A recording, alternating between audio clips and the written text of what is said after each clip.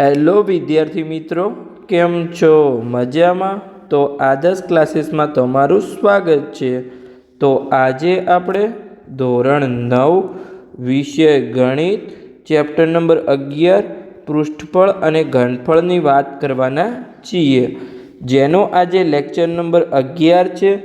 આ લેક્ચરમાં આપણે સ્વાધ્યાય 11.3ની શરૂઆત કરવાના છીએ.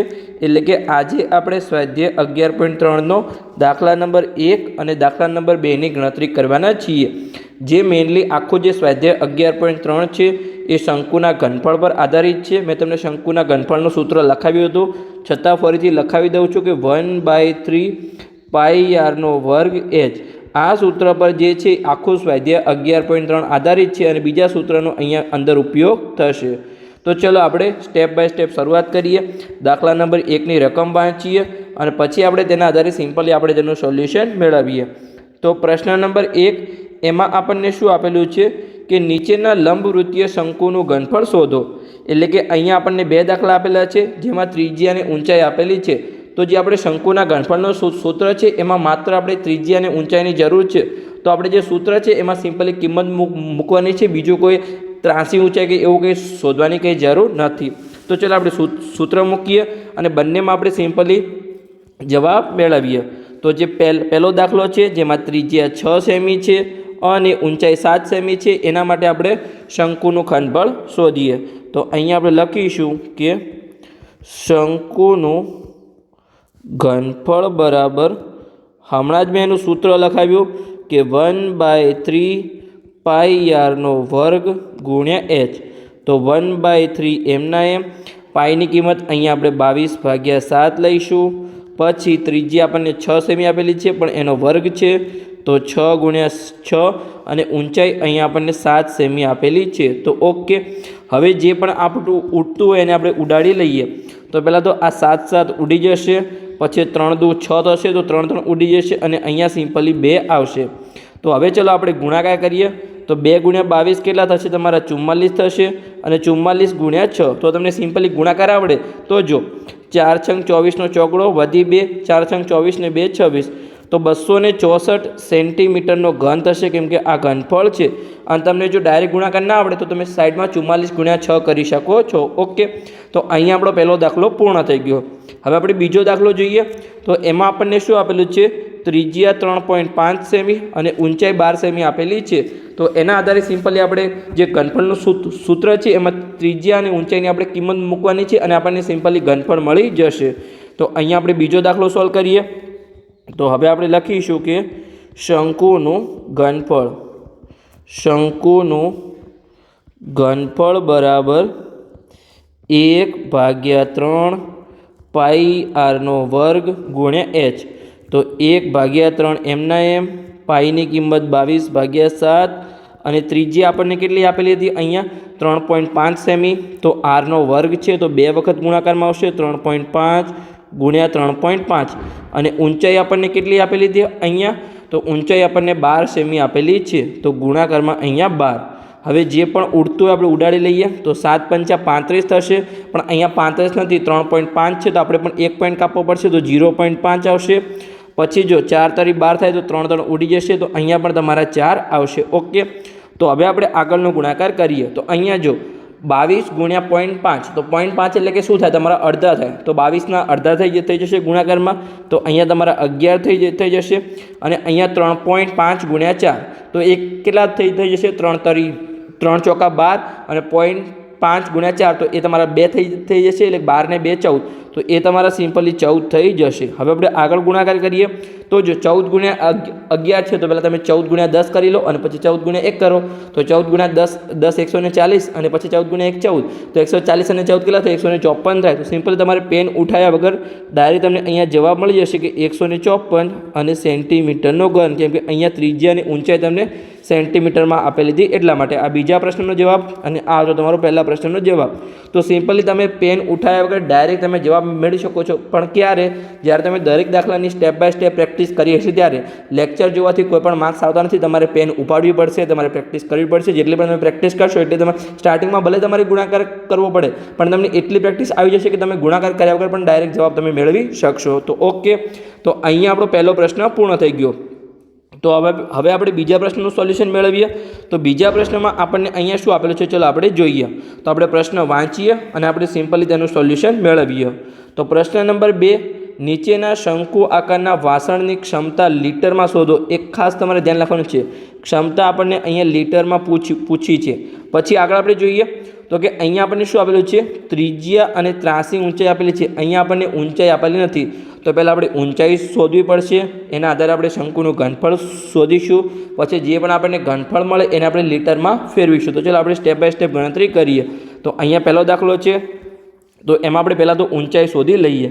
તો દાખલા નંબર 1, તો તમને અહીંયા ઊંચાઈનું આવડે છે કે જે ત્રાસી ઊંચાઈનો વર્ગ છે એ શું છે? અહીંયા ત્રિજ્યાનો વર્ગ અને ઊંચાઈના વર્ગના સરવાળા જેટલો થાય.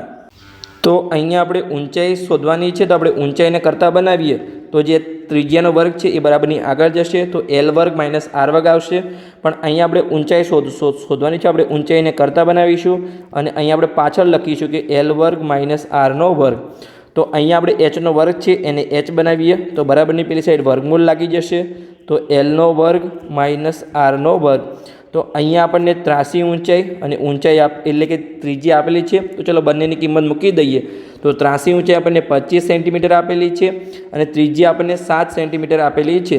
તો અહીંયા Lનો વર્ગ એટલે કે અહીંયા 25નો વર્ગ થશે અને ત્રિજ્યા 7નો વર્ગ. ઓકે, તો અહીંયા સિમ્પલ આપણે વર્ક કરી લઈએ.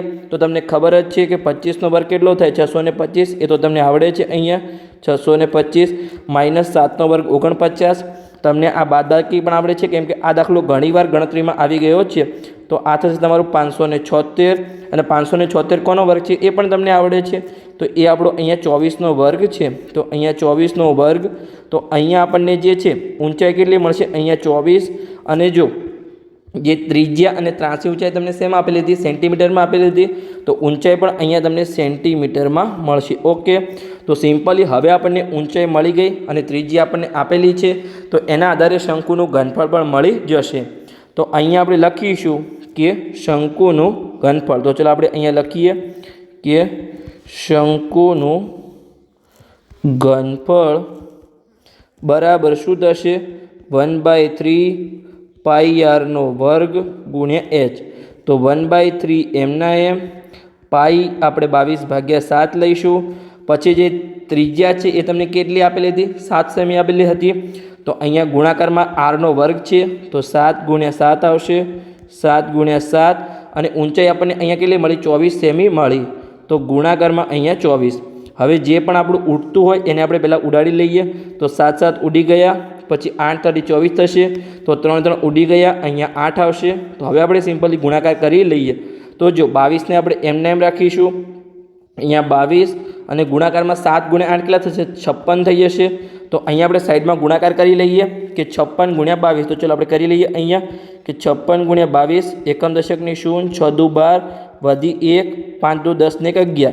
ફરીથી એનો જ ગુણાકાર છે તો આપણે ડાયરેક્ટ લખી દઈએ 112. હવે આપણે સરવાળો કરી લઈએ કે 2 3 2 અને 1. તો 1232 આપણને શું મળશે? અહીંયા સેન્ટીમીટરનો ઘન મળશે. તો જે આપણને ક્ષેત્રફળ છે એ શું મળ્યું? સોરી, અહીંયા ઘનફળ શું મળ્યું શંકુનું? 1232 સેન્ટીમીટરનો ઘન. પણ અહીંયા આપણો દાખલો પૂર્ણ નથી થતો. તમારે ખાસ ધ્યાન રાખવાનું છે કે તમારે રકમ પૂરી વાંચવાની છે. અહીંયા તમને શું આપેલું હતું કે જે વાસણની ક્ષમતા છે એ અહીંયા આપણે લીટરમાં શોધવાની છે. તો હવે જે આપણને સેન્ટીમીટરનું ઘન મળ્યું એને આપણે અહીંયા લીટરમાં ફેરવીશું. તો અહીંયા તમને આઈડિયા હોવો જોઈએ. અહીંયા હું એકવાર બતાવું છું એટલે તમને આઈડિયા આવી જશે. આગળના દાખલા જે પણ આવશે એમાં તમને સંપૂર્ણ સમજણ પડી જશે કે લીટરમાં કેવી રીતે ફેરવવું. તો ચલો આપણે અહીંયા તમને લખાવું છું કે અહીંયા જે 1 લીટર છે કે 1 લીટર બરાબર કેટલું થાય? અહીંયા 1000 સેન્ટીમીટરનો ઘન થાય. ઓકે, તો જે 1 સેમી ઘન બરાબર શું થશે? અહીંયા 1 સેન્ટીમીટરનો ઘન બરાબર અહીંયા આ જે 100 ગુણાકારમાં છે એ પેલી સાઈડ ભાગાકારમાં જશે. તો 1/1000 લીટર તમારું થશે. ઓકે, સિમ્પલ તમને આઈડિયા આવી ગયો. તો હવે જો અહીંયા આ 1232 સેન્ટીમીટર ઘન છે, તો સેન્ટીમીટર ઘનની જગ્યાએ તમારે મીટર ઘન લાવવું હોય તો શું એટલે કે લીટર લાવવું તો શું કરવું પડે? 1/1000 વડે તમારે ગુણવું પડે. તો અહીંયા આપણે લખીશું કે અહીં 1232 સેન્ટીમીટરનો ઘન બરાબર કેટલા લીટર? તો શું થશે? સિમ્પલી આ 1232 અને આ જે 1/1000 છે એનો ગુણાકાર થશે અને આ તમારો ભાગાકારમાં આવશે, પણ એકની કંઈ વેલ્યુ નથી. તો સિમ્પલી આપણે અહીંયા મૂકીશું કે 1232 ગુણ્યા 1/1000. ઓકે, તો આ જો અહીંયા તમારો સેન્ટીમીટરનો ઘન આવશે, અહીંયા તમારું લીટર આવશે, પાછું જે આ સેન્ટીમીટરનો ઘન છે એ ભાગાકારમાં આવશે 1 સેન્ટીમીટરનો ઘન. તો આ તમારો સિમ્પલી સેન્ટીમીટરનો ઘન ઉડી જશે, પણ તમારે કોઈ લખવાની જરૂર નથી. તમને આમે આઈડિયા આવી ગયો છે કે તમારો જવાબ છે એ લીટરમાં જ આવવાનો છે અહીંયા. તો ચાલો આપણે રિમૂવ કરીએ અને અહીંયા તમે પણ તમારે કરવું તો તમે કરી શકો છો. તો અહીંયા ભાગાકાર થશે તો 1.232 આ તમારે શું મળ્યું? અહીંયા લીટરમાં જવાબ મળ્યો કે આટલા લીટર તમને અહીંયા જે વાસણની ક્ષમતા છે તમને જે ત્રિજ્યા અને ત્રાસી ઊંચાઈ આપી લીધી એના આધારે.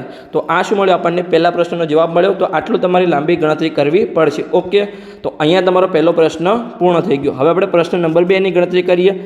તો દાખલા નંબર 2માં આપણને શું આપેલું છે કે ઊંચાઈ 12 સેમી છે અને ત્રાસી ઊંચાઈ 13 સેમી છે.